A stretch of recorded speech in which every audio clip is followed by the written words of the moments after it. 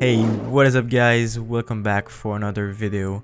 Today's video is a special one because it's going to change the way you play Destiny, at least on your Titan. I did a lot of testing and playing around with it, and this PV Strand build is, in my opinion, the best build in the game right now for every kind of content, going from destination activities and playlist activities to Grandmaster Nightfalls and Day 1 raid. And yes, I will definitely be bringing this insane build to Day 1 raid race instead of taking my Warlock or Hunter. But first, for those who are new here, my name is Mr. CharlO and I make videos and live streams every week on the channel, so please subscribe to not miss on it.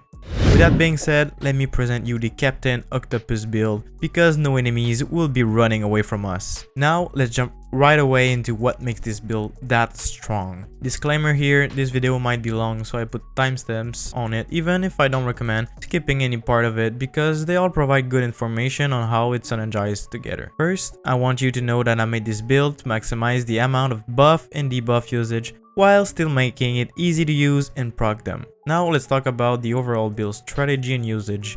This build will focus on survivability, ability spam, and weapon output damage. We mainly are going to take advantage of the super strong suspend debuff, which will make enemies out of combat by suspending them, the woven mail buff that will grant us reduced incoming damage, the weapon surge weapon buff that will increase our weapon damage, and the volatile void debuff that will also increase our weapon output damage. I know it seems weird to use a void debuff on a Strand build, but this season artifact is bringing one of the best seasonal mod, so hey, why not use it? Just know that this build can be modulable and adapt for future season too, so even without that void volatile debuff, it will still be strong. Now let's go right into my subclass choices.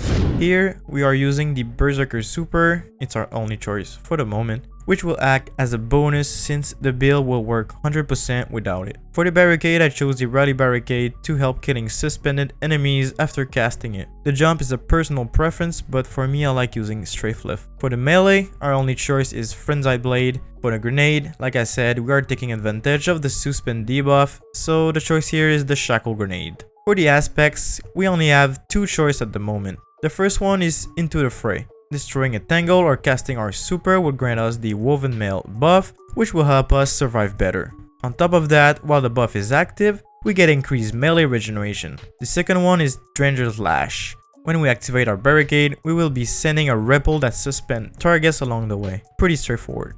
Now the fragments. The first one I picked is Thread of Transmutation. While we have Woven Mail, weapon final blows create a tangle. Destroying that tangle will grant us Woven Mail again by Into the Grey aspect. You can already see the synergy here guys. Infinite reduced incoming damage. It's also giving us a free +10 to Strand. The second one is Thread of Continuity. Suspend, Unravel, and several effects will last longer. We are mainly using this to extend the duration of our suspend effects to secure kills on more powerful combatants. It's also giving us another free +10 to Strand. Third one I chose is Thread of Generation. Dealing damage, generate free grenade energy. This one is the best aspect for Strand guys, don't miss out on it. And finally, the fourth one is Thread of Mind. Defeating suspended targets grant class ability energy. We will always be suspending targets, so again, you see the synergy here. Suspend targets with barricade, kill them, get free barricade energy back, and repeat.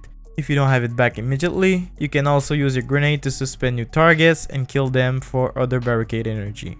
Only with the subclass, this build is very good, but it does not end here. Let's go see the artifact mods that we'll be using. Note that this section is only valid for Season of Defiance.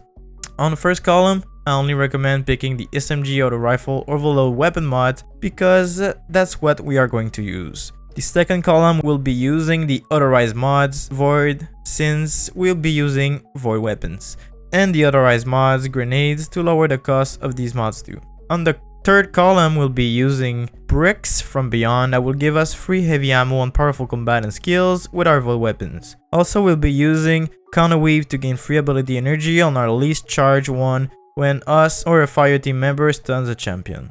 Finally, on the fourth column, there's nothing good for us, but we can use Prismatic Transfer for our fire team members. This will grant a bonus damage to teammates when we cast our super if they have a different subclass element than us.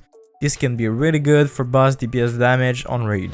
Okay, now let's see our weapon choice. we want to use 2 void weapons because we're going to use the void weapon surge buff and the volatile flow mod. This will be our main weapon output damage. On the primary slot, I chose Widow Horde for passive weapon damage output. You can shoot a shot and swap to your void weapons to make more damage. Important note here, we will have intrinsic unstoppable stuns by suspending enemies, an overload stun by using an SMG or auto rifle, preferably void, and you can also replace Widow Horde by Arbalest to have anti-barrier also if you really need it. On the energy slot, I chose Funnel Web with Subsistence, Frenzy, and the Vice Stinger Origin trait because it's one of the best primary ammo weapon in my opinion and is void, which synergize well with the build. Finally, on the heavy slot, it's really depending on your preference and the activity you are playing, but it needs to be void for the weapon surge buff. For normal activities, I chose machine gun like the commemoration from DSC or crafted retrofit escapade from last season. If you want, you can also use a grenade launcher or rocket launcher. If you need more long-term damage, example for a boss phase, you can also use a linear fusion rifle. Before showing you the last part of the build, please consider leaving a like and subscribe to the channel because I am making these videos on my free time and I put a lot of effort into it. Also, I see that 80% of you are watching without being subscribed. Don't make a mistake by missing important build videos just like this one, and tell me in the comments if you want to see a Warlock or a Hunter Strand build next. Alright, for the last part, I'm going to showcase you the exotic of choice and the armor mods. As you already may know, we are going to utilize the Art of Inmost Light for our ability regeneration. Even after the nerf, it's still very good guys. For those who don't know, using an ability will buff the 2 others. The buff include more regen for them all, more damage for grenades and melee, and more hit points for barricade. For the helmet, we are using a hands-on mod to boost our super energy on melee kills, a void siphon to make orbs of power on void multi-kills, and a heavy ammo finder. The last slot can change on your preference to be honest. For the gauntlets, we use heavy-handed to generate orbs of power on melee kills. This will be our main way to generate orbs, but we can also make them by void multi-kills. The heavy and dead mod I think is the best orbs generation mods in the game right now for Strand because we have 3 melee attacks and they regenerate faster than a single one. With that in mind, we want to use focusing strike and impact induction to gain class ability energy and better grenade cooldown when we cause damage with one of our 3 melee attacks. For the chest piece, I choose 1 concussive dampener and 2 elemental resist mods depending on what types of enemies you are facing. On top of that resist, remember we will constantly be proccing woven mail for another bonus damage resistance. For the boots, simple here, triple void weapon surge for maximum void weapon damage, which will be a 22% increase for 3 mods equipped.